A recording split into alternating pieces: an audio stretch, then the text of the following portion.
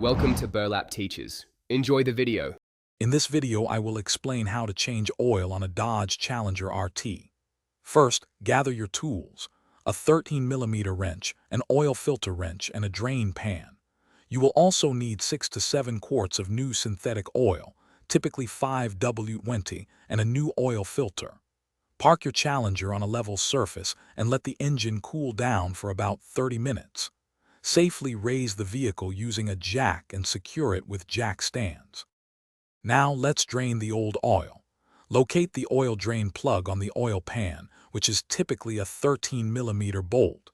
Place your drain pan directly underneath the plug. Carefully remove the drain plug and let all the old oil drain out completely. This usually takes about 10 to 15 minutes. Once drained, reinstall the drain plug with a new washer, tightening it to 25 foot-pounds to prevent leaks. Next, we will replace the oil filter. The oil filter is usually located near the front of the engine block. Use an oil filter wrench to loosen and remove the old filter, being mindful of any residual oil.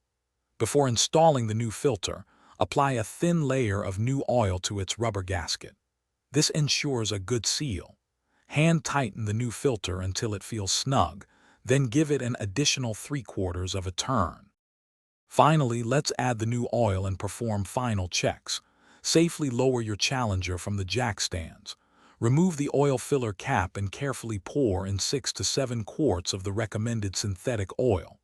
After adding, check the oil level with the dipstick, ensuring it's within the safe operating range. Start the engine, let it run for a minute, and check for any leaks. Don't forget to reset your oil change indicator. Thanks for watching. Consider subscribing if this video helped you.